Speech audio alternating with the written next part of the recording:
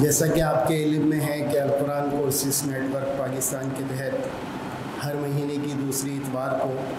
یہاں القرآن courses centre بہادر آباد میں درس قرآن و حدیث اور کسی فکری موضوع پہ لیکچر کا اہتمام کیا جاتا ہے۔ آج کا یہ پروگرام بھی اسی سلسلے کی ایک کڑی ہے۔ آج کا ہمارا موضوع ہے بر صغیر میں انگریز دور سے پہلے اور بعد کے مسلمانوں کا نظام تعلیم۔ آج کا یہ ہمارا موضوع ملک میں یکساں نظام تعلیم سیریز کا 5واں پروگرام ہے۔ آج کے ہمارے مقرر ہیں الغزالی یونیورسٹی کے وائس چانسلر جناب مولانا ڈاکٹر ذیشان احمد صاحب۔ میں ڈاکٹر صاحب سے گزارش کروں گا کہ اپنی گزارشات پیش فرمائیں۔ الحمدللہ رب العالمین، والصلاۃ والسلام علی رسولہ الکریم۔ آج کا جو ایک مضمون ہے، آج کا ٹاپک ہے ہمارا، یہ بہت اہمیت کا حامل ہے، کیونکہ جس تعلیمی نظام کو آج ہم بھگت رہے ہیں اور اس کے چیلنجز فیس کر رہے ہیں پورے پاکستان میں، جس میں ترمیمات اور اصلاحات کی بہت ساری کوششیں تجاویز پیش بھی کی گئیں، مگر کوئی خاطر خواہ کامیابی نہیں ملی۔ اس کا انرشیا اتنا ہے، وہ اتنا زیادہ ہماری جڑوں میں ہے، تو اس کی تاریخ بھی آج ہمارے سامنے آئے گی کہ اس کا ارتقاء یا اس کی ابتدا کہاں سے ہوئی۔ ساتھ ساتھ ہمیں یہ دیکھنا پڑے گا کہ انگریزوں کے آنے سے پہلے اور حکومت سنبھالنے سے پہلے، طاقت میں آنے سے پہلے مسلمانوں کا اپنا طریقہ تعلیم اور تعلیمی نظام تھا کیا، مغلوں کے زمانے میں، اس سے پہلے، اور بر صغیر کی تاریخ میں۔ تو یہ ہم کانورسیشن میں کئی باتیں کریں گے۔ اس میں بڑے بڑے جو ایونٹس ہوئے جنہوں نے تعلیمی نظام کو تبدیل کیا مختلف مراحل میں، مختلف فیزز میں بر صغیر کے اندر، سب کانٹیننٹ کے اندر، اس کا بھی ہم مذاکرہ کریں گے۔ اس میں اہم شخصیات کون سی تھیں، وہ تبدیلیاں کیا تھیں، اور جو موجودہ تعلیمی نظام ہے یہاں تک ہم کیسے پہنچے اور اس کی شکلیں کیسی بنی کہ یہ ایک بہت بڑا اسپلٹ کریٹ ہو گیا، جہاں پہ ایک طرف ہم کہتے ہیں وہ تعلیمی نظام ہے جو ملا کریٹ کرتا ہے، دوسری طرف وہ تعلیمی نظام ہے جو مسٹر کریٹ کرتا ہے۔ تو یہ بھی شاخسانہ ہے انگریزوں کی بہت سارے ڈیسیجنز کا، جس کو ابھی تک ہم بھگت رہے ہیں اور ہم اسے تبدیل کرنے کے لیے بھی تیار نہیں ہیں۔ تو میں شروع کروں گا جہاں سے ہم نے آخری پچھلی دفعہ چھوڑا تھا، کہ ہم نے میڈیول ٹائمز میں مسلمانوں کو جو حال دیکھا تھا، اس میں کچھ تاریخ اسلام کی بر صغیر سے متعلق وہ بھی ہم تذکرہ کرتے رہیں گے ساتھ ساتھ۔ تو آپ کو یاد ہوگا کہ ہم نے جو آخری تذکرہ کیا تھا وہ اس وقت کا کیا تھا جب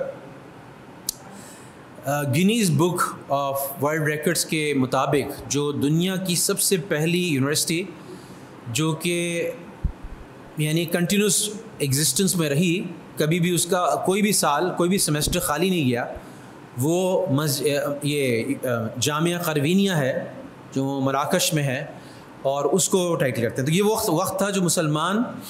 چاہے اندلس میں ہوں، چاہے مراکش میں ہوں، چاہے مصر میں ہوں، چاہے بغداد میں ہوں، وہ اپنے ادارے، بڑے بڑے ادارے اعلیٰ تعلیم کے، ان کو اسٹیبلش کر رہے تھے، اور اس میں سے قروینیہ، الازہر، اور پھر اس کے بعد ایک نیٹ ورک ہے یونیورسٹیز کا جس کو نظامیہ کہا گیا، جس کو نظام الملک طوسی نے مرتب کیا۔ عجیب بات یہ ہے کہ نظام الملک طوسی نے جب اس نظام کو، جو نظامیہ اسکولز، کالجز، یونیورسٹیز کو مرتب کیا اور اس کو عملی شکل دی، اور اس پہ ایک بڑی خطیر رقم بھی خرچ ہوئی، انہوں نے ایک مجلس منعقد کی، اور اس میں انہوں نے اس بات پہ افسوس کا اظہار کیا، بلکہ بعض روایت میں آتا ہے کہ ماتم کیا، کہ اب جو لوگ صرف مخلص، صرف اپنے اخلاص سے قربانی دے کے علم حاصل کرنے کے لیے آتے تھے، وہ روایت اب ٹوٹ جائے گی، کیونکہ جب ایک حکومت کی سپورٹ مل گئی، تو حکومت جب ایک نظم بنا رہی ہے، ایک ایجوکیشن سسٹم بنا رہی ہے، تو اس کے جتنے بھی گریجویٹس نکلیں گے ان کو بھی وہ پلیس کرے گی، ان کو بھی اچھی اچھی پوزیشنز پہ دے گی۔ تو اب جو ہے ہمارے علم کے اندر دنیا شامل ہو جائے، اور کسی حد تک یہ ہوا بھی، جس کا تدارک بڑی حد تک اسی مدرسے کے سسٹم کے گریجویٹ امام غزالی نے، اور اسی کے مدرسے میں جو سب سے ہائیسٹ پوزیشن پہ فائز ہوئے تھے، جن کی اس وقت بہت ہی کم عمری میں ان کی بہت شہرت پھیل گئی تھی، اس کا تدارک بھی فرمایا، اور انہوں نے اس مرض کی شناخت بھی کی، اس کی تشخیص بھی کی، اور وہ فرمایا کہ اس وقت جتنے بھی مدارس ہیں، نظامیہ ہیں یا دوسرے،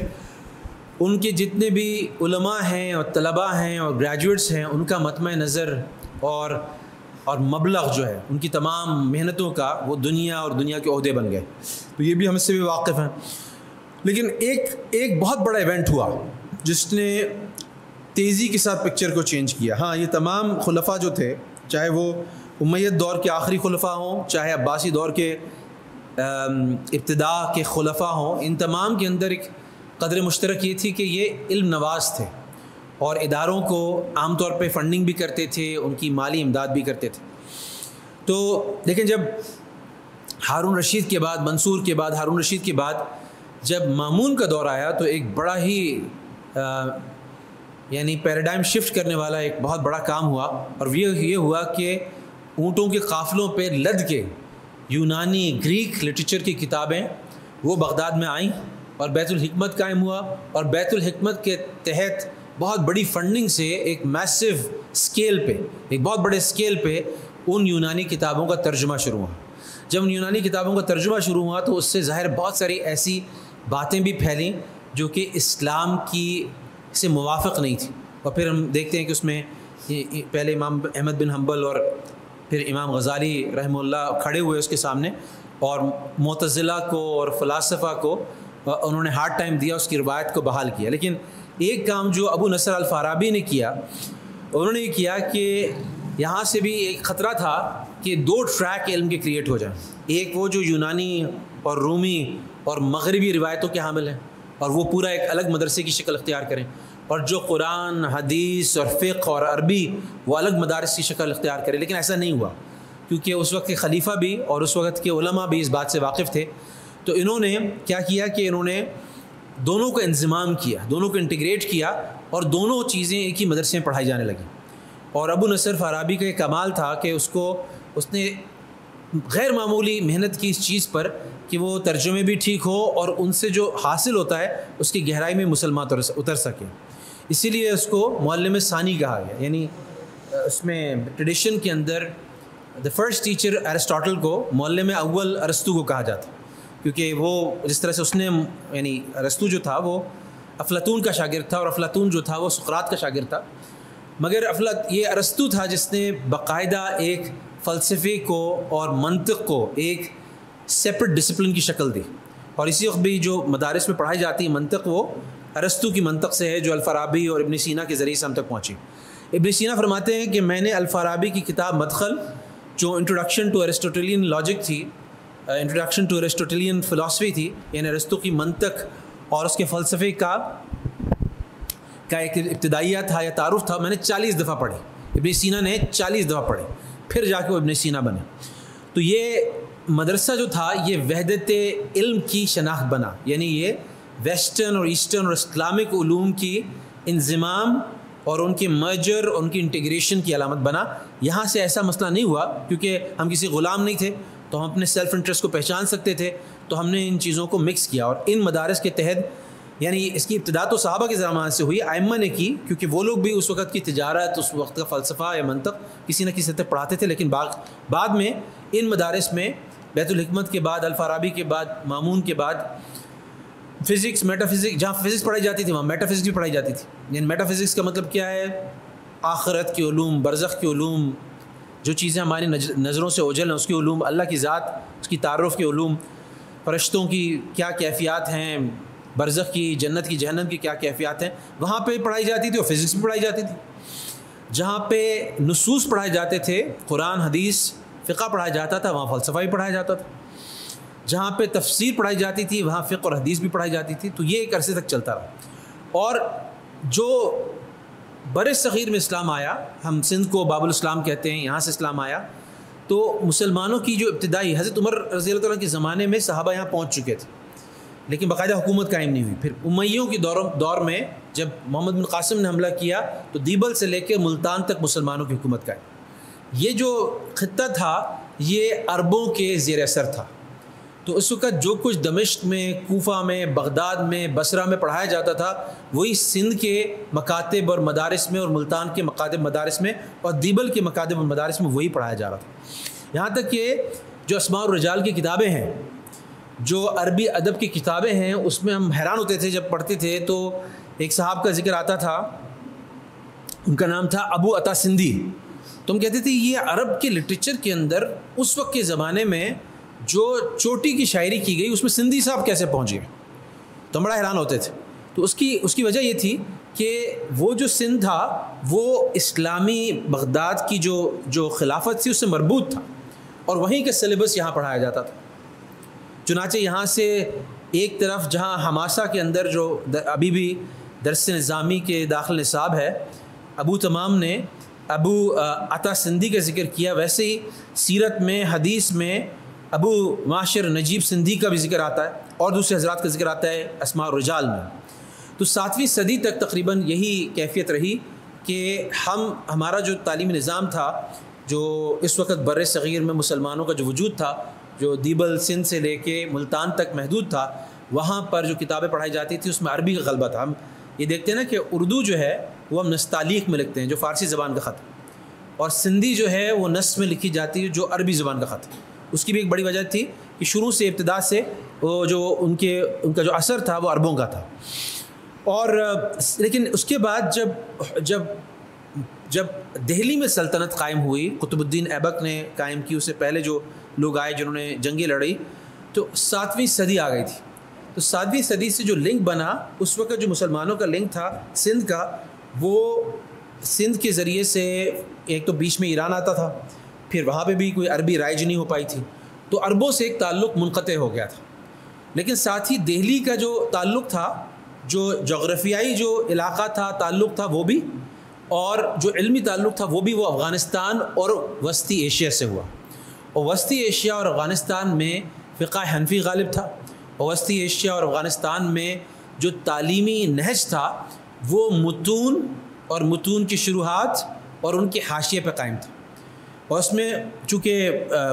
یعنی ایسا نہیں کہ پڑھائی نہیں جاتی تھی، لیکن ایمفیسس جو تھا وہ سب سے زیادہ فقہ پہ تھا. اور فقہ جو تھا اس وقت اس کو اس طرح کی اہمیت حاصل تھی کہ آپ کو اپنے ذاتی مسائل کے اندر اگر کوئی رہنما چاہیے تو پھر فقہ ہے، علم الاحکام ہے، اسی سے جواب ملے گا. اگر آپ کو اجتماعی مسائل کے بارے میں کوئی تحقیق چاہیے، جواب چاہیے، تو وہ بھی علم الاحکام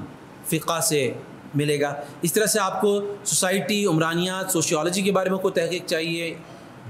اکنامکس کے بارے میں، فائنانس کے بارے میں کوئی چاہیے، بزنس کے بارے میں کوئی آپ کو ہدایت چاہیے، آپ کو رہنما چاہیے، تو یہ ساری چیزیں تو فقہ اور اصول فقہ پہ بہت زور تھا. اور اس فقہ اصول فقہ کے اندر ظاہر ہے کہ وہ ایک بہت مضبوطی سے حنفی مذہب بھی رائج ہوا یہاں پر. اچھا، اس میں ظاہر ہے کہ عربی گرامر سے آپ مستغنی نہیں ہو سکتے تھے. عربی گرامر کو آپ کو بنیادی طور پہ صرف و نحو کو پڑھنا پڑتا تھا، کیونکہ جتنے متون تھے وہ سارے عربی میں تھے. اور جب متون عربی میں تھے تو ظاہر ہے کہ ان کی شروحات اور ان کی حاشیے بھی عربی میں تھے. تو اب یہ اردو شروحات کا سلسلہ تو ابھی جاری ہوا. میرے جیسا کمزور طالب علم زیادہ تر اردو شروحات سے پڑھتا تھا، لیکن میں نے چونکہ اپنے بچوں کو عربی سکھائی تو اب میں چاہتا ہوں کہ وہ عربی ہی کے حاشیے اور شرح سے پڑھیں. تو یہ تو اوریجنل تھی. مگر جو زیادہ تر کام ہوا اس دوران میں، یہ 7ویں صدی ہجری کے قریب تقریباً ابن بطوطہ نے انڈیا کا وزٹ کیا، تو اس نے اپنے میموائرز میں، اپنے اینلز آف ہسٹری میں، اپنے ریکارڈز میں یہ لکھا ہے کہ میں نے دہلی کے اندر ہی مجھے 1000 کے قریب مدرسے ملے. اور پھر دوسرے مورخین نے لکھا ہے کہ مختلف قصبات میں، مختلف گاؤں میں کم سے کم ایک مدرسہ ضرور موجود ہوتا. اور مساجد بھی مدارس کے طور پہ، مکاتب کے طور پہ صرف کر رہی تھیں. جو بڑے بڑے علماء تھے ان کے گھر پہ بھی علم کے حلقے لگتے تھے. جو مکاتب تھے وہاں کتب تو رکھی جاتی تھی، لیکن وہاں پر تعلیم کا بھی نظم تھا. تو اس طرح سے، اور اس کے علاوہ خانقاہیں تھیں اور دوسری جگہ تھی جہاں پر، اور بچیاں زیادہ تر گھروں پہ تعلیم حاصل کرتی تھیں. تو یہ نظم تھا اس وقت کے بر صغیر کا 7ویں، 8ویں، 9ویں ہجری میں. اور وہاں پر ہمیں واضح طور پہ درسگاہیں پھیلتی ہوئی اور تیزی کے ساتھ علم اور وہ اس کا شیوع ملتا ہے. اچھا، ایک چیز جو ہمیں ذہن میں رکھنی ہے کہ اس وقت 2 طرز کے مدارس بر صغیر میں قائم ہوئے. ایک مدارس سے جو تھے وہ، جیسے میں نے عرض کیا پہلے، وہ وسطی ایشیا کے علماء سے اور مدارس سے اور افغانستان کی مدارس اور علماء سے انسپائرڈ تھے. دوسرے جو تھے ہمایوں کے آنے کے بعد، ہمایوں ہمیں سب پتہ ہے جب شیر شاہ سوری نے سلطنت پہ دہلی پہ قبضہ کیا تھا تو اس وقت ہمایوں جو تھا اس نے ایران میں پناہ لی تھی. اور جب ایران سے جب وہ واپس آیا تھا تو بہت سارا ایرانی وفود اور علماء اور ایرانی علوم اور ایرانی وقت اپنے ساتھ لایا تھا. تو اس کے بعد ایک اور منہج بنی جہاں پہ، اچھا اس وقت ایران جو تھا وہ فلسفے اور منطق کے علوم میں عروج پہ تھا. تو ایک دوسرا منہج قائم ہوا ہندوستان میں بر صغیر میں، وہ انسپائرڈ تھا جو ایرانی فلسفہ اور منطقیات اور عقلیات اور معقولات سے انسپائرڈ تھا. تو یہ دو طرز کے مدارس بنے. اچھا آگے چل کے یہ اس کا بڑی انٹرسٹنگ روایت آتی ہے، لیکن میں ایک روایت آپ کو پہلے بتا دوں کہ یہ جو مغلوں سے پہلے بھی جو بادشاہ تھے وہ علم دوست تھے، اور علمی فروغ میں یاد رکھیے گا کہ تعلیم ساری مکمل مفت تھی اور کمپلیٹلی فنڈڈ بائی جو وہاں کے جو فرما روا تھے، جو حکمران تھے، مغل تھے، اس سے پہلے تھے، وہ سارے فنڈ کرتے تھے. یہ بھی آتا ہے کہ چھوٹے چھوٹے گاؤں میں جو زمیندار یا متمول افراد تھے یا ایرسٹوکریٹس تھے، اشرافیہ تھے، ان کے ہاں یہ رواج تھا ہندوستان کے طول و عرض میں کہ وہ مدارس کے جو معلمین تھے، مدرسین تھے، ان کی تنخواہیں اور جو کھانے پینے کا ہوتا تھا طلباء کا، وہ بھی ان کی طرف سے ہوتا تھا. تو یہ بڑی ایک عام بات تھی. ابھی بلکہ عجیب بات تھی کہ ہم مدینے میں تھے تو کچھ لوگ مفتی عبدالرحیم صاحب کے گاؤں سے وہ تشریف لائے تھے ملنے کے لیے مفتی عبدالرحیم سے. تو وہ بتا رہے تھے کہ چھوٹی عمر میں جہاں مدارس قائم تھے، جہاں ان کا مدرسہ تھا، یہ یعنی سرگودا کی سائڈ پہ، اس سائڈ پہ، تو اس علاقے کے اندر جو مفتی عبدالرحیم صاحب وہ لوگوں کے گھروں سے، گاؤں کے لوگوں کے گھروں سے جا کے جو ان کے جتنے بھی کلاس فیلوز تھے، مدرسے کے لوگ تھے، ان کے لیے کھانا اکٹھا کرتے تھے. تو سارے لوگ جو تھے وہ اہتمام کرتے تھے. ابھی کی بات میں بتا، یہ تو ظاہر مفتی ابراہیم صاحب کی عمر کوئی 63 سال ہوگی، تو یہ مطلب آپ 50 سال پہلے کا اندازہ لگا لیں کہ یہ روایت ابھی بھی پاکستان کے اور ہندوستان کے اور بنگلہ دیش کے گاؤں میں موجود ہے، جو اس وقت سے شروع ہوئی تھی کہ مدارس کی ذمہ داری وہاں کے امیر افراد لیتے تھے، لوکلی بھی، اور پھر جو گورنرز لیول کے یا مغلوں کے لیول کے لوگ تھے وہ بھی کرتے تھے. اچھا اس کی کتاب میں یعنی پھر فارسی بھی داخل ہوئی، اسلامی قانون پہ بڑی توجہ تھی. تو ایک چیز جو ہوئی وہ یہ ہوئی کہ جہانگیر کے زمانے میں ایسٹ انڈیا کمپنی آ گئی تھی، ہم سب کو پتہ ہے یہ بات. تو جہانگیر نے ان کو ایک جگہ دی تھی دہلی کے پاس، فرنگی محل کر کے وہ جگہ تھی. فرنگی ہم کہتے ہیں مغربیوں کو یا ویسٹرنرز کو یا گوروں کو یا برٹش کو. تو ان کو جگہ دی گئی اور اس پہ وہ اپنے کام کرتے تھے، ان کا دفتر تھا، سب کچھ تھا. تو بائی دا ٹائم جہاں کا زمانہ ختم ہوا اور اورنگزیب عالمگیر آئے، تو اس وقت تک ان کو اطلاع پہنچی کہ اس جو فرنگی محل کا جو قصر ہے یا جو محل ہے یا جو بلڈنگ ہے، اس کے اندر جو معاہدہ جہانگیر سے انگریزوں نے کیا تھا اس کی کھلی خلاف ورزی کر رہے ہیں، اس کی بہت وائلیشنز کر رہے ہیں. تو اورنگزیب نے تحقیق کرائی اور اس کے بعد یہاں سے فرنگیوں کو یا گوروں کو، انگریزوں کو، ایسٹ انڈیا کمپنی کو بے دخل کر دیا. اور بے دخل کرنے کے بعد وہ عمارت جو تھی وہ دین کے لیے، علم کے لیے وقف کر دی، اور علماء کو وہاں بلا کر وہاں پر پورا ایک تعلیم کا نظام بنایا. اچھا تعلیم کا جو نظام بنایا تو اس میں اپنے قریبی ساتھی کو جو فتاوی عالمگیری مرتب کرنے میں پیش تھے، علامہ سہالوی، نظام الدین سہالوی، علامہ نظام الدین سہالوی کے حوالے وہ کام کیا. اچھا یہ وہ وقت ہے جب کہ تمام رواج کو، روایتوں کو لے کے امام مولانا علامہ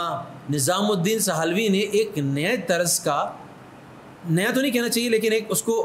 ری ارینج کر کے اس کو کریکولم کو دوبارہ ایک طرح سے مرتب کیا. تو ان کی نام کی نسبت سے، نظام الدین سہالوی کی نام کی نسبت سے یہ درس نظامی کہلایا. اور یہ جو مرتب ہوا، یہ سمجھیں اورنگزیب عالمگیر کے زمانے میں فتاوی عالمگیری جب لکھے جا رہے تھے اسی وقت یہ مرتب ہوا. اور اس کا ہیوی فوکس جو تھا وہ فقہ پہ، اصول فقہ پہ، منطق پہ، فلسفے پہ، ادبیات پہ، عربی نحو اور اس پہ تھا، صرف پہ تھا. اور یہ بڑا ایک منظم تھا، اور اس کا مقصد جو تھا وہ بڑا واضح تھا کہ اس وقت اورنگزیب عالمگیر کو اور مغل سلطنت کو قاضی چاہیے تھے، مفتی چاہیے تھے، وہ فتاوی عالمگیر کے ماہر ہوں. یہی چیز پیرلل میں سلطنت عثمانیہ میں وہاں بھی فقہی جو منہج تھا، مذہب تھا، وہ احناف تھے، فقہ حنفی تھا. اور وہاں پہ مجلہ کی فارم میں، جیسے یہاں پہ عالمگیری کی فارم میں ڈاکیومنٹ ہوا، وہاں مجلہ کی فارم میں ڈاکیومنٹ ہو رہا تھا. اور دونوں جگہ پہ آلموسٹ یہ سائملٹینیس ہوا ہے کام. تو جب یہ ڈاکیومنٹ ہوا تو اس کے ظاہر ہے کہ کون لوگ ہیں جو اس کے مطابق فیصلہ فرمائیں گے، تو ان کے لیے درس نظامی مرتب ہوا. اور دوسرا یہ بھی تھا کہ بیوروکریسی کو بھی چلائیں گے، جو حکومت کا نظم ہے اس کو بھی چلائیں گے اور فیصلے بھی کریں گے اور مفتی بھی یہ بنیں گے. اچھا اب بڑا مزدار ہے کہ اس کی بنیاد پر دو رواج تھے، روایتیں تھیں ہندوستان میں، ایک جو انسپائرڈ تھی سینٹرل ایشیا سے اور افغانستان سے، اور دوسری جو منطقیات اور معقولات پہ تھی جو ایران سے انسپائرڈ تھی. ان دونوں کے دو بڑے ادارے بنے، ایک فرنگی محل جو ویسٹ ایسٹ سینٹرل ایشیا اور افغانستان کا اور اس سے لینیج ڈرا کرتا ہے، یعنی وہاں سے اس کا شجرہ بنتا ہے، اور دوسرا جو جونپور کا مدرسہ بنا اور محمود جونپوری جیسے بڑے عبقری اشخاص وہاں سے نکلے جن کو شاہ ولی اللہ کا ہم پلہ قرار دیا گیا، لیکن ان کا زیادہ تر ڈومین جو تھا وہ فلسفہ اور منطق تھا، اور اس کی روایت کے بڑے حامل تھے، بڑے امین تھے. اور یہ سارا کچھ سمجھے یو پی دہلی کے آس پاس ہوا. یہ جو تھا جونپور کا مدرسہ تھا، یہ جنوبی یو پی میں تھا، اور جو ظاہر فرنگی محل تھا تو قریب تھا اس سے، وہ بھی یو پی میں تھا. تو اب کہنے کا مطلب یہ ہے کہ یہ دو روایتیں آگے چل کے چلیں. اچھا، یہ انگریزوں سے پہلے کا وقت ہے. اچھا، اب اس میں ایک تبدیلی جو میجر قسم کی آئی وہ آئی جب علامہ امام عبد الرحیم صاحب جنہوں نے مدرسہ رحیمیہ کو کی بنیاد رکھی تھی دہلی کے اندر، ان کا قابل بیٹا، ان کا 14ویں نمبر کا بیٹا شاہ ولی اللہ تقریباً 1.5 سال کے لیے، 15 ماہ کے لیے تقریباً، جب وہ حجاز اپنے حج کے لیے گیا اور وہاں سے اس نے بہت سارے بڑے مشائخ سے، ابراہیم کو عراقی نام تھا، قردی نام تھا، ان سے روایتیں وغیرہ لی، اور انہوں نے جو کچھ وہاں سیکھا اس سے انہوں نے ایک خواب دیکھا کہ میں کس طرح سے جا کے بر صغیر کے اندر تعلیمی نظام کو دوبارہ نئے سرے سے اس کو ریولوشنائز کروں گا، اس کو تبدیل کروں گا. اور اس کے اندر جو انہوں نے تبدیلیاں کی، اس میں سب سے بڑی تبدیلی یہ کی کہ انہوں نے اس کو سمپلیفائی کیا. یہ ان کے والد کی روایت بھی تھی، لیکن اس کو تقویت پہنچی جو ان کا ایکسپوجر یا جو ان کا تجربہ عرب یعنی حجاز میں جا کے ہوا. تو جب وہ واپس آئے تو انہوں نے جو بنیادی درس نظامی کے اندر جو تبدیلیاں کی، اس میں ایک تبدیلی یہ تھی کہ اس میں سیاستہ کو باقاعدہ انٹروڈیوس کیا، حدیث کی کتابوں کو انٹروڈیوس کیا، موطا امام مالک کو انٹروڈیوس کیا، اس کی شروحات اور ساری چیزیں لکھی گئیں. ساتھ ساتھ انہوں نے عقلیات اور فلسفے اور منطق کو کم جگہ دی، اور نصوص کو اور احادیث کو جگہ دی. اور ساتھ ساتھ وہ حجت اللہ البالغہ بھی لکھ رہے تھے جو کتاب حکمت کی تھی، تو انہوں نے اس کو کافی سمجھا. تو اس کے اندر یہ تبدیلیاں کیں، اور اگرچہ جونپور کا مدرسہ تو ویسے ہی چلتا رہا، فرنگی محل کا مدرسہ بھی ویسے ہی چلتا رہا، لیکن لکھنؤ میں، دہلی میں، ٹھٹا میں، دوسری جگہوں پر بہت سارے مدارس نے شاہ ولی اللہ کا نصاب ایڈاپٹ کرنا شروع کر دیا، اس کو ایز اٹ از لینا شروع کر دیا. تو ایک مین اسٹریم وہ بننے لگا. اچھا، اس وقت یاد رکھیے گا، اس وقت تک انگریزوں کا اس طرح کا زور نہیں ہے، اور انگریزوں کے صحیح رنگ ابھی نظر نہیں آئے. تو اس وقت تک جو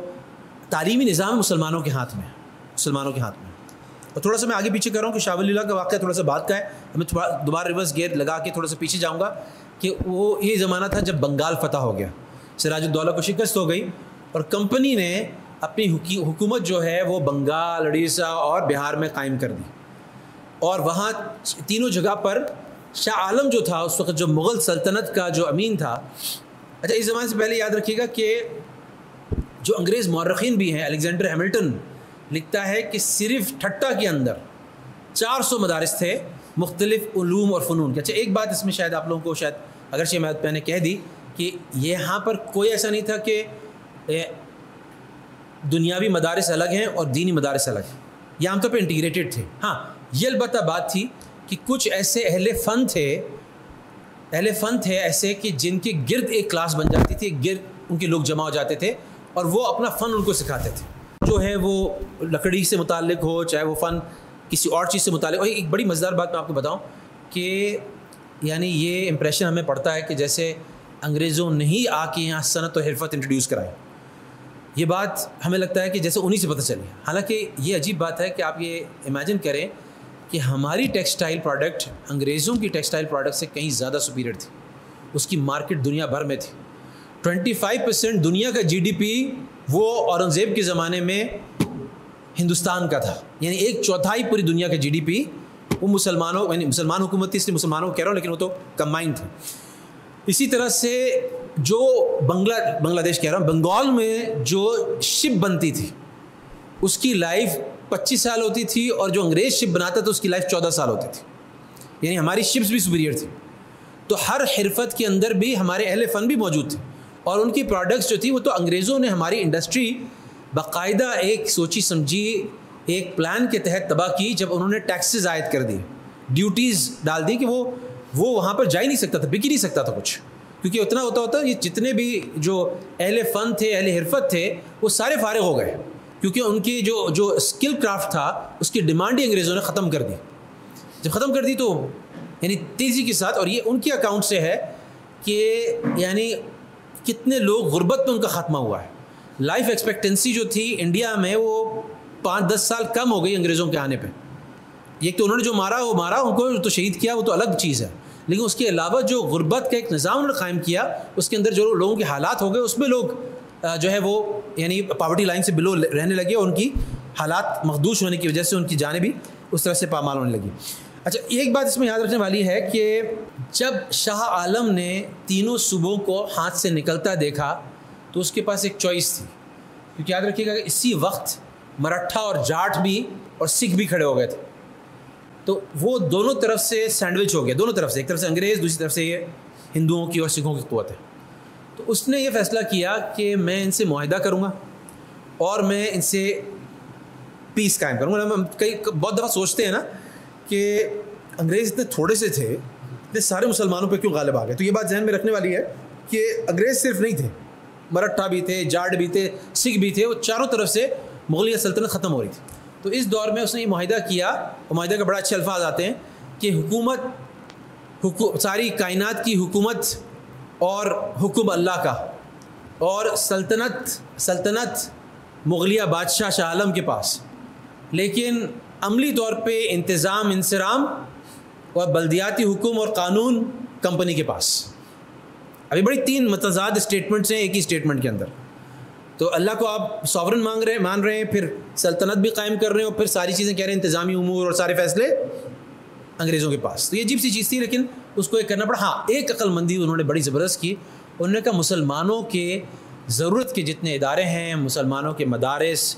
ان کے کلیات اور جامعات, ان کی عدالتیں, ان کا بیوروکریسی کا نظام, وہ انٹیکٹ رہے گا, اس کو انگریز تباہ نہیں کریں گے, اس کو انگریز ختم نہیں کریں گے. تو یہ پہلا دور ہے انگریزوں کے آنے کے بعد مسلمانوں کی تعلیم کا پہلا دور ہے, جس میں انگریزوں نے اس معاہدے کی پاسداری کی. اور انگریز جب واردات بھی کرتا ہے تو اس کے پورے SOPs بناتا ہے, پہلے پوری پالیسیز بناتا ہے. تو پہلے انہوں نے SOPs بنائے کہ یہ جو پورا انہوں نے JD بنائی, جاب ڈسکرپشن بنائی کہ جو مفتی ہوگا, یا قاضی ہوگا, یا افسر ہوگا, یہ کیا کرے گا. پھر اس کے سکلز نکالے اور سب نکالے, تو ان کو نظر آیا کہ درس نظامی سے بہتر کوئی چیز ہی نہیں ہے, وہ ابھی بھی ریلیونٹ ہے, اس میں دنیاوی علوم بھی ہیں, دینی علوم بھی ہے, سب کچھ ہے. تو یاد رکھیے کہ درس نظامی میں ہندو اور دوسرے لوگ بھی آ کے پڑھتے تھے, بدھ بھی آ کے پڑھتے تھے, اور وہ بھی آگے جا کر کے اسلامی علوم میں کمال پیدا کرتے تھے, وہ بھی بیوروکریٹس وغیرہ بنتے تھے. تو انہوں نے کیا کیا, انگریزوں نے باقاعدہ اس پوزیشنز کے لیے اسی درس نظامی کے جو فارغ حضرات ہوتے تھے, جو یہاں سے جو گریجویٹس ہوتے تھے, انہی کو ہائر کرنا شروع کیا. اچھا, درس نظامی کی عجیب بات ہے کہ جو مقبولیت ہندوستان کے طول و عرض میں پھیلی, وہ انگریزوں کے اس فیصلے کی وجہ سے بھی پھیلی. اور یہ تقریباً 1760 کی دہائی کے اندر یہ فیصلہ اور یہ معاہدہ ہوا تھا شاہ عالم کا انگریزوں کے ساتھ, اور انہوں نے یہ پاسداری اس کی, بلکہ اتنی پاسداری کی کہ آپ سمجھیں کہ باقاعدہ ایک مستشرق, ایک اورینٹلسٹ, جس کا نام تھا چارلز ہیملٹن نے باقاعدہ پوری جو کور ٹیکسٹ تھا مفتی حضرات کے لیے, اور اس کے لیے جیسے انگریزی میں کہتے ہیں نا بائبل تھی, وہ تھی ہدایہ. کوئی عالم بن نہیں سکتا پاکستان انڈیا میں ہدایہ پڑھے بغیر, فقہ حنفی کا عالم. تو ہدایہ کا پوری 4 جلدوں کا ٹرانسلیشن کیا چارلز ہیملٹن نے 1790s کے قریب, اور ساتھ ساتھ اس کو اس لیے بھی کیا کہ انگریز بھی سمجھنا چاہتا تھا یہ ہو کیا رہا ہے بھائی, یہ فیصلے کیسے کیے جا رہے ہیں. اس سے بڑے متاثر بھی ہوئے, اور انہوں نے پڑھی بھی, اور اس کی آگاہی بھی حاصل کی. اور یہ سلسلہ چلتا رہا کہ درس اسی دوران میں باقاعدہ وظیفے تھے مفتی حضرات کے, باقاعدہ وظیفے تھے قاضی حضرات کے, باقاعدہ وظیفے تھے معلمین کے, مدارس کے, اور یہ نظم بہت پاپولر رہا تقریباً 1800s کے مڈل تک. اس کے بعد جو ایسکیلیشنز ہوئیں اور رفٹس ڈیولپ ہوئیں, اور جو آگے چل کے جنگ آزادی میں کلمنیٹ ہوئیں, جنگ آزادی میں وہ آگے چل کے انہوں نے اپنے نتائج مرتب کیے, اس وقت آ کے انگریز نے ایک ہی کچھ ہی دنوں میں بالکل کایا پلٹ دی مسلمانوں کے تعلیمی نظام کی، اور اس سے جتنا مسلمانوں کو نقصان پہنچا اس کی کوئی نظیر نہیں ملتی، اس کی کوئی نظیر نہیں ملتی۔ ابھی سوچے ول ڈیورنٹ جیسا فلسفی کہتا ہے کہ انگریزوں نے جو ہندوستان کو لوٹا، جو ہندوستان کو برباد کیا، کوہ نور سے لے کے طاؤس سے، تخت طاؤس سے لے کے جو جتنی بھی چیزیں، پیکاک تھرون سے لے کے جو انہوں نے لوٹ مار مچائی، اچھا ساتھ ساتھ انہوں نے کیا کیا، جب یہ مخالفت ہوئی، سب کچھ ہوا اور انگریزوں نے اپنے ٹرو کلرز دکھائے، اپنے حقیقی رنگ دکھائے، تو اس وقت یہ ہوا کہ انہوں نے جتنے بھی کالجز، اسکولز، یونیورسٹیز مسلمانوں کی تھیں، عدالتیں مسلمانوں کی تھیں، مسلمان آفیسر جو تھے ان سب کو اور جتنے اوقاف پیچھے تھے، جتنے لوگ ان کی فنڈنگ کر رہے تھے، اس سب کو چند ہی سالوں میں تقریباً نیست و نابود کر دیا، زمین دوز کر دی، زمین بوز کر دیا۔ اور اس اوور نائٹ چند ہی مہینوں کے اندر فارسی کو،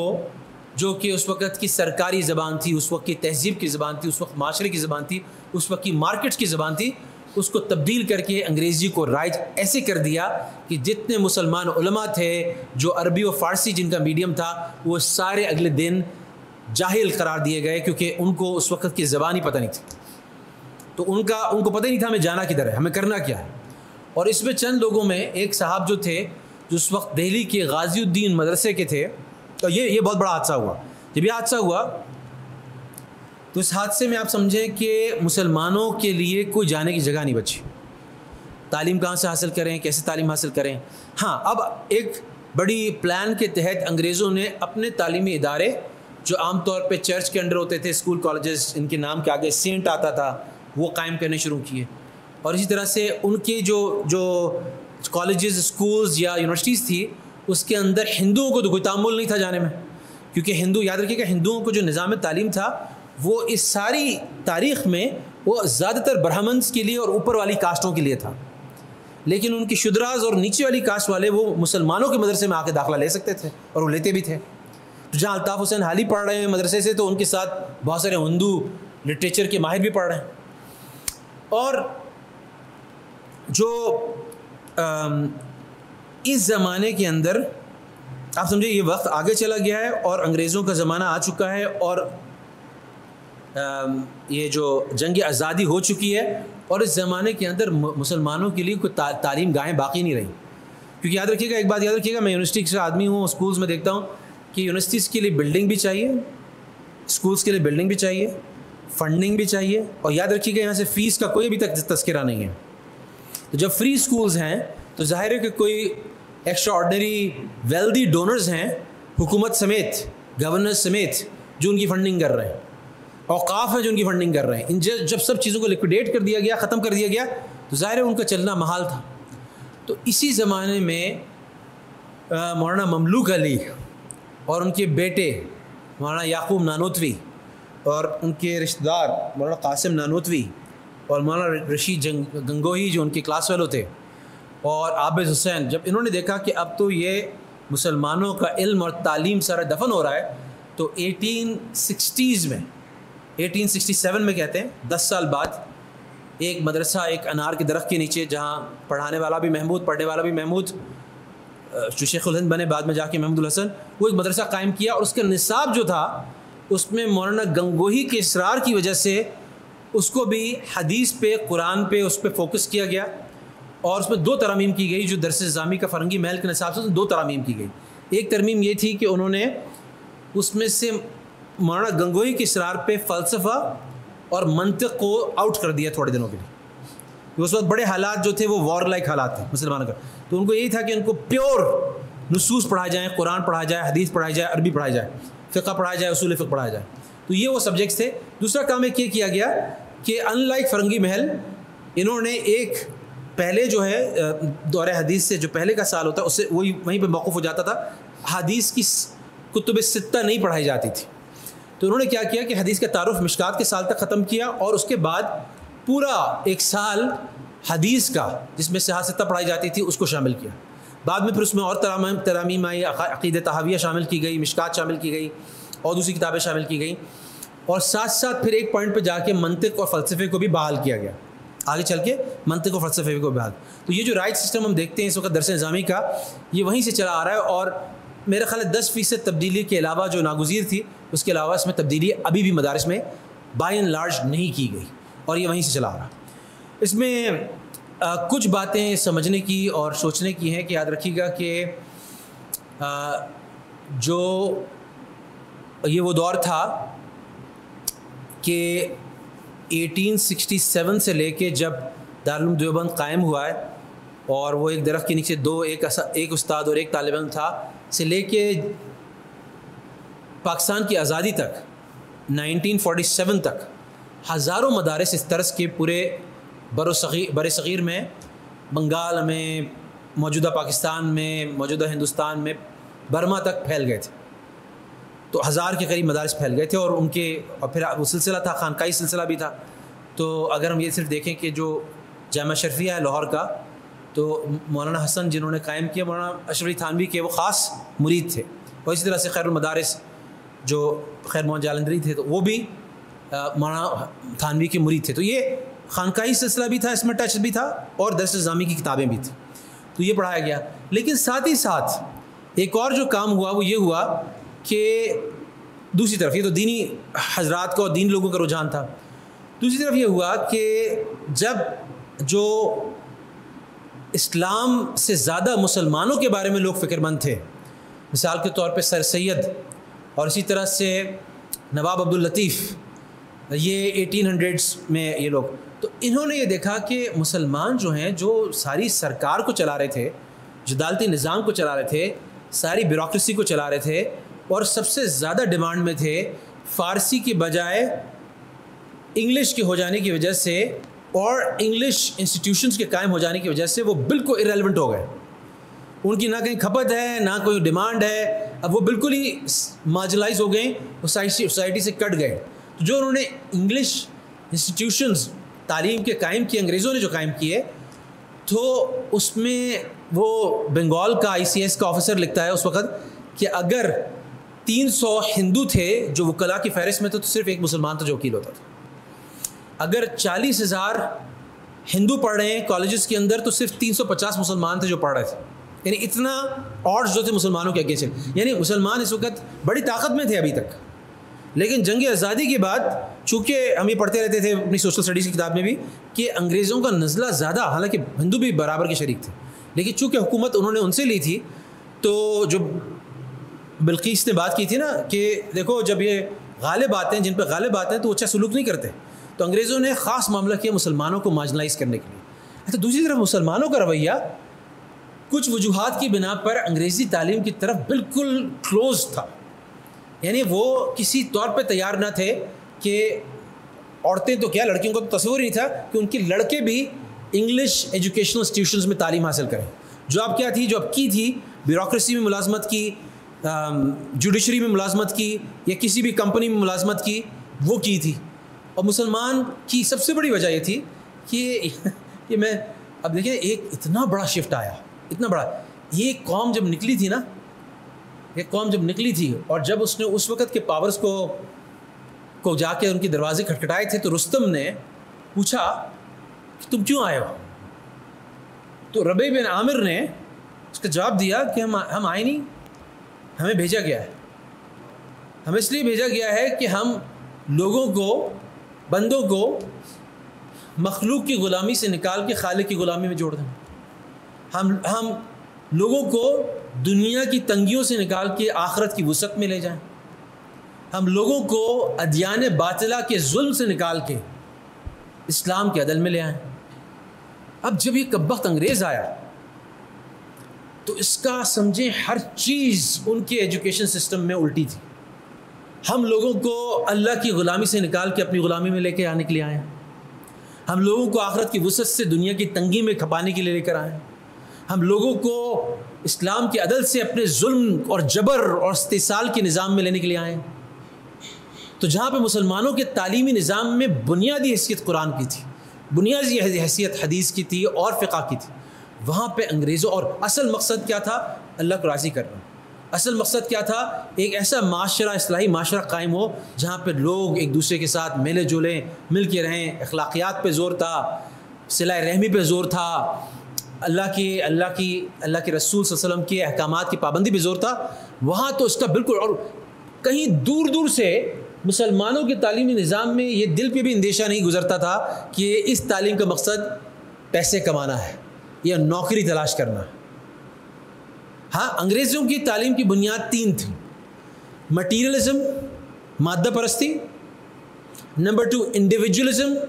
میری ذاتی غرض، اور تیسری ایکسپلائٹیشن، استحصال، اس پہ مبنی تھا. اور یہی چیز ان کے ایجوکیشن سسٹم میں ایسے ریفلیکٹ ہوتی تھی کہ مسلمانوں کے لیے وہ اتنا ایلینیٹڈ اور اتنا گھناؤنا تھا کہ مسلمان سے قریب جانے کے لیے تیار نہیں تھے.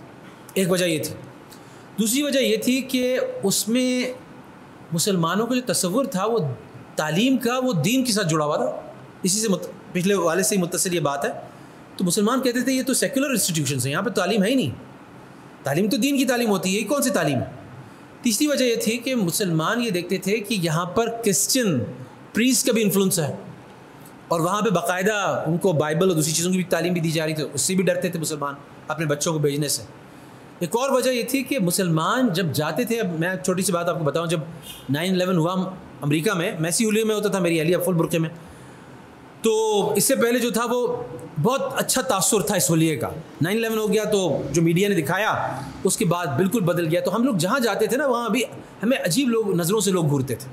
اچھا، ہم مسیسپی میں تھے تو ہم اور زیادہ ہمارے جیسے لوگ تھے نہیں، کوئی تھا ہی نہیں، بلکہ تو ہم جو تھے بہت ہی زیادہ غربا، یعنی بالکل اسٹرینجرز تھے، اجنبی تھے وہاں پہ. تو ہم جہاں جاتے تو ہمیں بہت اسٹریس ہوتا تھا اس چیز کا کہ جہاں ہم جا رہے ہیں وہاں پہ ہر ایک کو ہمیں عجیب عجیب نظروں سے گھورا، ایکسیپٹ نہیں کر رہا. تو مسلمانوں کو بھی یہ فیلنگ تھی کہ ان کو ان اداروں میں ایکسیپٹ نہیں کیا جا رہا، اس وجہ سے بھی وہ وہاں نہیں جاتے تھے. تو یہ ساری چیزوں کا مجموعہ یہ بنا کہ مسلمان تیزی کے ساتھ مارجنلائز ہونے لگے. اور پھر سر سید اور ان کے ساتھیوں نے یہ بہت بڑا گیپ دیکھا، اور ان کی فکر ظاہر اسلام کی پیور فارم کو بچانے سے زیادہ مسلمانوں کی جو بدحالی تھی اس سے وہ انسپائرڈ تھے.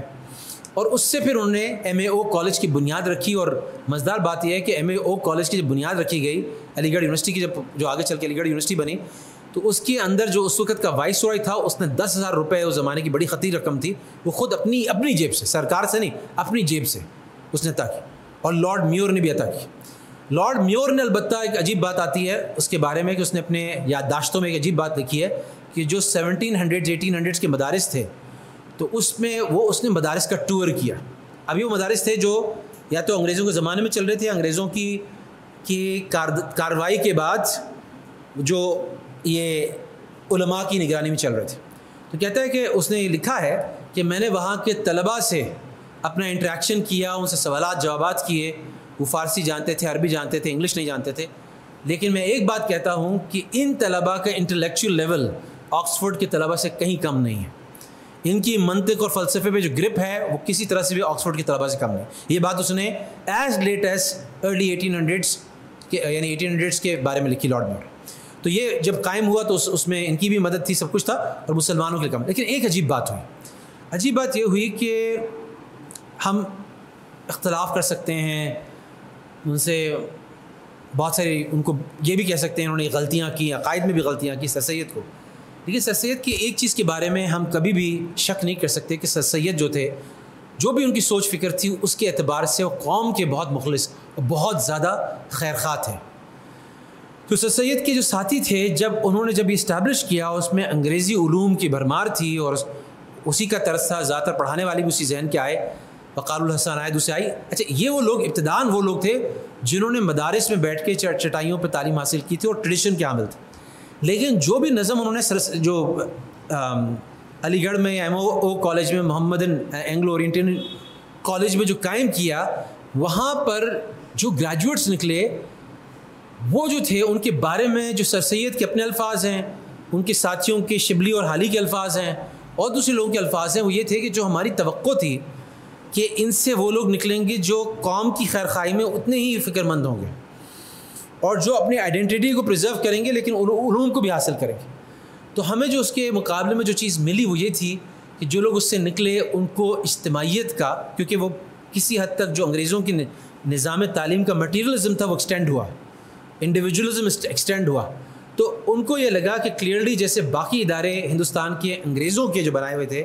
اس کے اندر سے صرف انگریزوں کی انسٹیٹیوشنز کے، ان کی بیوروکریسی کے اعلی کار تیار ہو رہے ہیں، اس کے علاوہ ان کو مزید فائدہ MAO کالج کا بھی نظر نہیں آیا ہے, ایٹ لیسٹ انیشلی نظر نہیں آیا. اور نے دیکھا کہ تو وہی لوگ ہیں جو کہ انگلش جو برٹش جو انہوں نے سسٹم بنایا ہوا ہے, ایڈمنسٹریشن بنائی ہوئی ہے, اس کا ایک پرزا یا اس کا ایک کاگ ان دا ویل بن سکتے ہیں, اس کے علاوہ کچھ نہیں. اور ان کے اندر ایسا نہیں تھا کہ ان کے اندر کوئی آگ لگی ہوئی ہو سر سید کی طرح کہ قومی بھلائی چاہیں سر سید یا شبلی کی طرح یا ان کے عناصر خمسہ کی طرح کوئی ایسی چیز ان کے اندر موجود ہو. سو یہ ایک بڑا انٹرسٹنگ چیز تھی. اور بعد میں جا کے لیکن اب آپ یہ دیکھ رہے ہیں کس طرح سے انگریزوں کے اس فیصلے سے جہاں انہوں نے تمام اوقاف کو لیکویڈیٹ کیا, ختم کیا اور ساری ہیلپ ڈرا کی اور فارسی کے بجائے انگریزی کو بیوروکریسی کی, تعلیم کی آفیشیل زبان بنا لیا. اس کے بعد کیسے ایک اسٹریم ڈیولپ ہوئی دیوبند سے جو کہ جس نے ملا مولوی اور علماء کریٹ کیے, اور دوسری اسٹریم ڈیولپ ہوئی جس نے مسٹر اور پتلون قمیص والے اور جو ایسے لوگ تھے بیوروکریسی کے لیے اور تجارت کے لیے اور اس کے لیے وہ پریزنٹ کیے. اب اس میں سے کچھ لوگ تو بچ گئے, لیکن اگر ہم اکبر آبادی کی شاعری پڑھیں, علامہ اقبال کی شاعری پڑھیں, تو جو انگریزی تعلیم تھی اس کے مفاسد جو ہیں اس سے بالکل عیاں ہو جاتے. اب وہ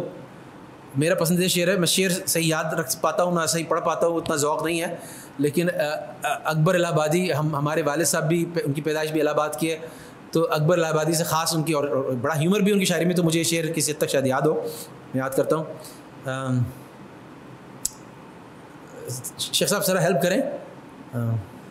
وہ جو ان کے یوں بچوں کے قتل سے وہ بدنام نہ ہوتا, افسوس کہ فرعون کو کالج کی نہ سوجی. تو یہ کہہ رہے ہیں قتل بچوں کا ادھر بھی ہوا ادھر بھی ہوا, فرعون سے کم معاملہ انہوں نے بھی نہیں کیا, لیکن وہ بدنام ہوا فرعون کے طور پہ. یہ ان کی پریز ہوئی کہ انہوں نے بڑا ایجوکیشن سسٹم بنایا. تو یہ جو انگریز تھا, ظاہر ہے کہ یعنی جو لوگ جانتے ہیں تاریخ میں, وہ اگر دیکھیں 56 ملین انڈینز, اسپینش ہوں چاہے برٹش ہوں چاہے فرینچ ہوں, کوئی بھی کالونسٹ ہو, پورچوگیز ہوں, انہوں نے قتل کیا انڈینز کا 56 ملین, 5.5 کروڑ سے زیادہ. نارتھ امریکہ ساؤتھ امریکہ خود مانتے ہیں, ان کے اپنے ریکارڈس, اور انڈیا میں بھی اسی طرح سے انہوں نے قتل کیے اور سب کچھ کیا اور جو حالات کریٹ کیے. لیکن آپ یہ سوچیں, ابھی بات بھی میں تھوڑی ختم کرتا ہوں, یہ بات اور مزید چل سکتی ہے, کہ یعنی وہ جو نظام تھا, اب اس میں بغیر ختم کروں اور لارڈ میکالے کا ذکر نہ آئے تو یہ بڑی ذاتی ہوگی, تو یاد رکھیے گا جو نظم بنا تعلیم کا, تو اس میں لارڈ میکالے جو تھا اس کا سب سے زیادہ انفلوئنس تھا. کیونکہ انگریزوں میں بھی 2 اسکول آف تھاٹس تھے. ایک تھے کہ ہمیں انگریزی انٹروڈیوس کرانی چاہیے, انگریزی تعلیم انٹروڈیوس کرائی جائے, لیکن ان کی مشرقی اور ان کی اسلامی روایت کو برقرار رکھنا چاہیے. لیکن لارڈ میکالے کا یہ تھا کہ نہیں, ہم کیوں کریں, ہمیں اپنے اداروں کے لیے اعلی کار چاہیے, اس کے لیے ہمیں نہ کوئی اسلام کی تعلیم اور نہ کوئی مشرقی تعلیم ریٹین کرنے کی ضرورت ہے, بلکہ ٹوٹل ان کو انگلش تعلیم دینے کی ضرورت ہے. اور وہ بھی وہ تعلیم نہیں, سید علی ابو علامہ مودودی صاحب لکھتے ہیں کہ دیکھیے انگریز اگر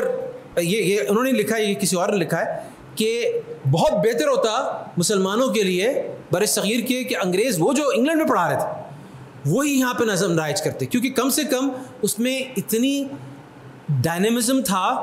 اتنی اس کے اندر سوچ فکر تھی کہ وہ ایک آزاد قوم یہ سوچتی تھی کہ ہم مسئلے کیسے حل کر رہے ہیں. یہاں پہ جو نظام پڑھایا گیا اس کے اندر صرف یہ بات تھی کہ ان کو وہ بیوروکریسی کا کلرک کیسے بنانا, تو اس کی وجہ سے وہ بھی نقصان ہوا. تو جب وہ تھا تو سب سے بڑا اس کا جو لاس ہوا, جتنے مفکرین ہیں علامہ اقبال سے لے کے مولانا ابوالحسن علی میاں ندوی تک جتنے, انہوں نے لکھا سب سے بڑا لاس جو ہوا وہ یہ مسلم آئیڈینٹی کا لاس ہوا, مسلم سینس آف پرپس کا زندگی میں لاس ہوا.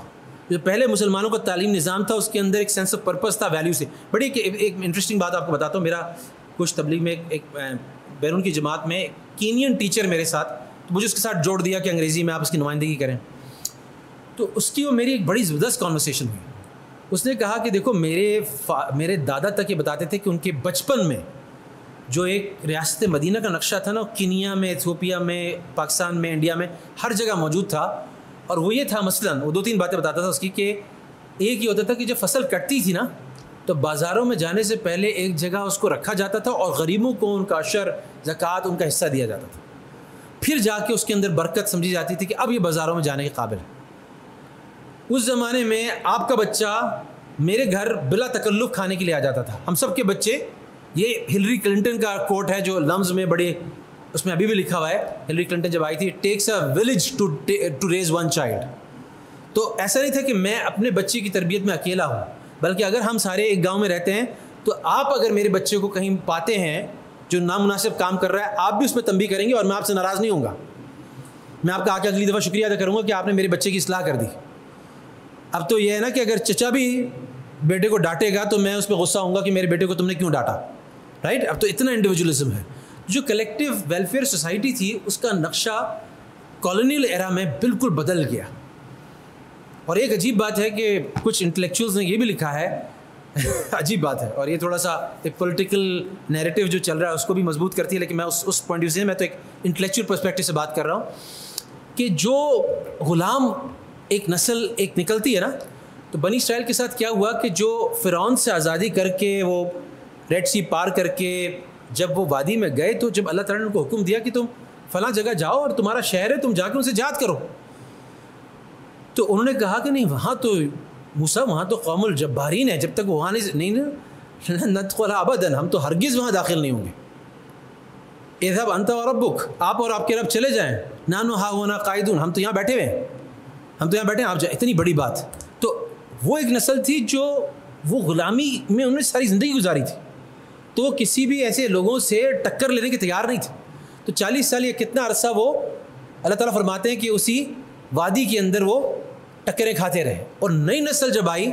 تو پھر جو طالوت کا زمانہ آیا، طالوت علیہ السلام کا اور ساؤل علیہ السلام کا، یعنی سمویل علیہ السلام، اس کے بعد انہوں نے ٹکر لی اور جا کے وہ کیا. تو ایک کالونیل مائنڈ سیٹ بھی ہوتا ہے جو مولانا ڈاکٹر محمود غازی بڑی اچھی طریقے سے لکھتے ہیں کہ وہی چیلنجز، سیم چیلنجز ملیشیا میں، ایجپٹ میں، ٹرکی میں، ہر جگہ مسلمانوں نے وہ کالونیل مائنڈ سیٹ سے کیسے نکلے سب جگہ فیس کیا. اور انشاءاللہ آگے چل کے جب ہم ایک یعنی یکساں قومی نصاب کی بات کریں گے تو پاکستان کے چیلنجز کو پھر وہاں سے ایڈریس کریں گے، پاکستانی تعلیم پالیسی کو وہاں سے ایڈریس کریں گے. لیکن ابھی بات ختم کرتے وقت بس میں ایک آدھ باتیں کرتا ہوں کہ جو مسلمانوں کا وتیرہ تھا، مسلمانوں کا جو سلسلہ تھا، ان کی جو روایت تھی، اس کے بارے میں ایک زبردست ایک قول ملتا ہے جو اس کی کتاب میں ملتا ہے کہ آپ یہ امیجن کریں کہ ایک شخص جس کو علامہ اقبال کہہ رہے ہیں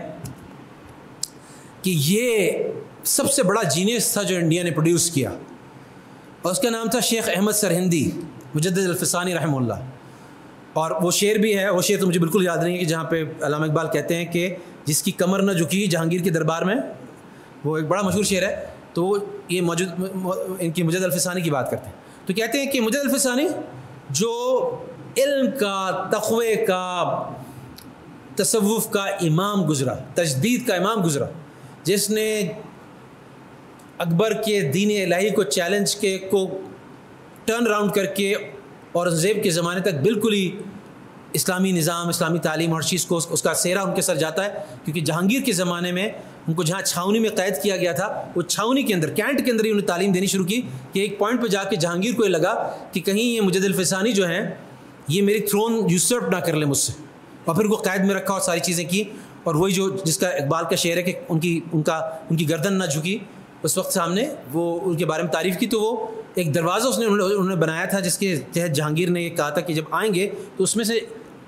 اگر جانا تھا جہانگیر طرف تو جھکے بغیر نہیں جا سکتے تھے. اس کو ایک کیپچر مومنٹ کیپچر کرنا تھا. وہاں سے مجھے الفسانی بڑے طریقے سے گزرے، اپنے پاؤں پہلے ڈالا اور اپنے اندر سے داخل ہو گئے، جھکنا نہیں پڑا ان کو. تو ان کے بارے میں جہاں ان کو بگیسٹ جینیس ڈکلیئر کر رہے ہیں علامہ اقبال جیسی شخصیت، تو بتاتے ہیں ساتھ ساتھ کہ ان کے ایک کلاس فیلو تھے جن کا نام تھا احمد معمار کر کے، مہندس معمار کر کے، اور وہ جو تھے وہ شاہی اس کے تاج محل کے پرائم آرکیٹیکٹ. اور تیسرا شخص اس سے تھا نواب سعد اللہ خان، جو جہانگیر کے شاہجہاں کے زمانے میں برما سے لے کر افغانستان تک اور کشمیر سے لے کے سری لنکا کے بعض علاقوں تک وزیر اعظم تھا، مین وزیر تھا. یہ تینوں کلاس فیلوز تھے. اب اس علمی نظام کی بنیاد سمجھیں کہ ایک بالکل کٹر مولوی، جس کو ہم کہیں گے مولویوں کی ساری جو لینیج ہے وہ مجدد الفسانی سے ڈرا ہوتا ہے، وہ بھی، اور جو زمانے کا جو سب سے ٹاپ بیوروکریٹ یا ٹاپ ایگزیکٹو پاورز کا حامل تھا نواب سعد اللہ خان، اور اس وقت سب سے ٹیکنیکلی سب سے ساؤنڈ بندہ جو مہندس یہ احمد معمار تھے. یہ تینوں ایک ہی نظام سے، تعلیمی نظام سے نکلے، اور کوئی مسٹر نہیں، کوئی مولوی نہیں ہے. تو اب جب ہم آگے کی پالیسی دیکھ رہے ہیں تو ہمیں سمجھنا چاہیے کہ ایک خاص حالات کا اور انگریزوں کی خاص کا، اور ٹھیک ہے وہ بات صحیح ہے کہ اب تو جو انگریز جنریشن نکالنا چاہتا تھا وہ جنریشن تو نکل گئی نا، اب تو وہ ہمیشہ اس پہ قائم رہیں گے؟ نہیں، وہ 2 اسٹیپس آ سکتے ہیں جس میں ان کو تعلیم دی جائے گی جہاں پر دین کی جو اساسی تعلیم ان کو دی جائے گی، اور مدارس جو ہیں وہ 2 اسٹیپس آ سکتے ہیں جہاں ان کو اصلی تعلیم موونگ فارورڈ دی جائے گی جس سے وہ معاشرے کو اور بہتر طور پہ ان کی خدمت کر سکتے ہیں۔ سو یہ انشاءاللہ اس بات پر میں اپنی بات ختم کرتا ہوں کہ اگر ہم اس ویژن پہ آ جائیں جہاں پر ایک ہی نظام سے ہم جو دین میں امام ہو وہ بھی آ رہا ہے، مہندس ہے وہ بھی وہیں سے آ رہا ہے، اور وہاں سے ہمیں حکومت کا اور بیوروکریسی کا بھی جو جینیس ہے وہ بھی وہیں سے آ رہا ہے۔ ہاں وہ دیکھیں، یہ جب دارالعلوم دیوبند میں یہ چیز دیکھی گئی کہ وہاں پہ اصلی تعلیم کا یعنی مفقود ہے، بالکل نہیں ہے، تو کچھ علماء نے ویژن بنایا، انہوں نے کہا اصلی تعلیم کو داخل کرنا ہے، تو اس کی بنیاد پہ بہت سارے کنٹمپری اصلی علوم داخل کیے۔ یہ بنیاد بنی دارالعلوم ندوہ کے بننے کی کہ دیوبند بالکل خالص، ہاں سورٹ آف، اور اس میں پھر جامعہ ملیہ کا نام بھی آتا ہے، جامعہ ملیہ دہلی کا نام بھی آتا ہے کہ وہ بھی پھر تھوڑا سا اس طرف، اور شیخ الہند نے دونوں جگہ کی سرپرستی فرمائی، اور باوجود اپنے مصاحبین کی مخالفت کے وہ اپنی آخری عمر میں، حالانکہ شیخ الہند جو تھے وہ علامت تھے جمعیت علماء اسلام کی بھی اور دارالعلوم دیوبند کی بھی، اس سے بڑی کوئی علامت نہیں تھی، تو وہ اپنا بیماری کے اندر علی گڑھ گئے اور یہ بھی جملہ فرمایا کہ مجھے یہاں سے ایک اچھی ہوا محسوس ہوتی ہے، ایک امید چلتی ہے، کیونکہ ان لوگوں میں اگر دین آ جاتا ہے تو یہ بہت، کیونکہ معاشرے سے ریلیونٹ ہے۔ جو ایک بات ہمارے یہ بھی بڑے کہتے ہیں، مختلف لوگ بھی کہتے ہیں کہ جو تبدیلی جو خرابی ہے وہ چونکہ یہی طبقہ لے کر آیا تو ٹرن اراؤنڈ بھی انہیں سے آئے گا۔ جو بیچارہ شیخ الحدیث سے وہ تو نہیں سمجھ رہا نا کہ آرٹیفیشل انٹیلیجنس کیا چیز ہے، اور اس وقت کالج یونیورسٹیز میں کیا ہوتا ہے۔ میں تو مفتی عبدالرحیم صاحب کو ایک دفعہ لمز لے گیا تھا تو ان پہ تو بیچارے پہ حال طاری ہو گیا تھا نا، تو ان حضرات کو اگر اس ماحول میں لے جائیں تو وہ بھی پریشان ہو جاتے ہیں۔ تو اس طرح سے اگر دیکھا جائے تو ہمارے پاس اب یہ موقع ہے کہ کس طرح سے موقع، اور کسی حد تک ہو بھی رہا ہے۔ میں کوئی مولوی نہیں ہوں اس لحاظ سے، اگر آپ مجھے دیکھیں گے تو جی ربانی صاحب ایسے جو کلاس میں لیٹ آتا ہے میں اس کو سوال الاؤ نہیں کرتا ہوں۔ جی ماشاء اللہ، جزاک اللہ ڈاکٹر صاحب، آج بہت ہی تحقیقی بر صغیر کے حوالے سے تاریخی شواہد ہمارے سامنے آئے اور انتہائی علمی باتیں سامنے آئیں۔ یہ ساری گزارشات پیش کرنے پہ ہم ڈاکٹر صاحب کا شکریہ ادا کرتے ہیں اور امید کرتے ہیں کہ انشاءاللہ یہ چیزیں امت مسلمہ کے لیے فائدہ مند ثابت ہوں گی انشاءاللہ۔ چند ایک اعلانات ہیں، جیسے کہ ہر مہینے کی دوسری اتوار کو ہوتا ہے درس یہاں پہ، تو انشاءاللہ آئندہ بھی 8 ستمبر کو انشاءاللہ درس منعقد کیا جائے گا۔ اس سلسلے میں مشاورت ہو جائے گی، جو بھی انشاءاللہ بات طے ہوگی وہ ساتھیوں کو واٹس ایپ پہ اور دوسرے ذرائع سے معلوم ہو جائیں گے۔ شیخ الاسلام حضرت مفتی تقی عثمانی صاحب کا آسان ترجمہ قرآن ہمیشہ کی طرح یہاں موجود ہے، جن حضرات کو ضرورت ہو وہ اسٹال سے لے جا سکتے ہیں۔ فلسطین کے مسلمانوں کے لیے ہمیں خصوصی دعا کرنی ہے، صرف اسی وقت نہیں کرنی بلکہ ہر وقت دعاؤں میں یاد رکھنا ہے اور فکر مند بھی رہنا ہے، تو اس کے لیے خصوصی دعا کا اہتمام کرنا ہے۔ ہمارے ساتھی ہیں بھائی صدیق، ان کی والدہ کی طبیعت خراب ہے، انہوں نے بھی خصوصی دعا کے لیے کہا ہے۔ اسی طرح ہمارے جتنے بھی حضرات یہاں موجود ہیں، ان کے جتنے متعلقین ہیں، ان سب کے لیے بھی صحت کی دعا کروانی ہے۔ میں ڈاکٹر صاحب کا ایک مرتبہ پھر شکریہ ادا کرتے ہوئے ان سے درخواست کروں گا کہ دعا فرمائیں۔ ربنا آتنا في الدنيا حسنة وفي الآخرة حسنة وقنا عذاب النار ربنا تقبل منا انك انت السميع العليم وتب علينا انك انت التواب الرحيم۔ یا اللہ دنیا اور آخرت کی تمام بھلائیاں، عفو، عافیت، مکمل کامیابی، فوز، فلاح اور نجات عطا فرما دے۔ یا اللہ اپنے فضل اور کرم سے یا اللہ کامل ایمان، کامل اخلاص، کامل تقوی، اپنے رسول صلی اللہ علیہ وسلم کا کامل اتباع، کامل محبت عطا فرمایا اللہ۔ یا اللہ کامل مغفرت اور یا اللہ اپنی کامل رضا عطا فرمایا اللہ، کامل نصرتیں یا اللہ، فتوحات، صحت، عافیت، یا اللہ ہر طرح کی سلامتی، یا اللہ ہدایت عطا فرما۔ یا اللہ اپنے فضل و کرم سے یا اللہ ہماری جتنی حاجات ہیں یا اللہ جائز حاجات ہیں ان کو پورا فرمایا اللہ، تو ہی ہمارا مشکل کشا ہے، ہمارا حاجت روا ہے۔ یا اللہ مسلمان جہاں کہیں بھی کسی مشکل میں ہے اللہ، ان کی اللہ حاجت روائی فرمایا اللہ، ان کی مشکل کشائی فرمایا اللہ۔ یا اللہ اپنے فضل و اپنے کرم سے یا اللہ فلسطینی حضرات بچے خواتین جو اس وقت جہاد کر رہے ہیں اللہ خوب ان کی نصرت فرمایا اللہ، بھرپور ان کی مدد فرمایا اللہ، دشمنوں کو گھٹنے ٹیکنے پہ مجبور فرمایا اللہ، ہمیں بھی ان کی جرت کا اور ان کی جو قربانی اس کا یا اللہ یعنی اس کی استعداد ہمارے اندر پیدا فرما یا اللہ، اپنے فضل اور کرم سے یا اللہ ہم جو کچھ ان کے لیے کر سکتے ہیں اللہ اس کو، جو کچھ اس مقصد کے لیے کر سکتے ہیں اللہ یا اللہ اس کی طرف ہماری رہنمائی فرما یا اللہ، اپنے فضل اور اپنے کرم سے یا اللہ ہمیں یہاں پہ صالح حکومت عطا فرمایا اللہ، اچھا تعلیمی نظام عطا فرمایا اللہ جو تیری مرضیات والا ہو یا اللہ، جس کے اندر جتنے طلباء ہوں وہ دین دنیا دونوں کے چوٹی کے علوم حاصل کریں یا اللہ، اور جو مقصد ہے کہ تیرا دین غالب ہو یا اللہ، وہ دین جو ہے وہ تمام ادیان پہ اور تمام قوموں پہ اور تمام نظریوں پہ غالب ہو۔ صلی اللہ تعالیٰ علی خیر خلق محمد و آلہ و صحبہ اجمعین برحمتک۔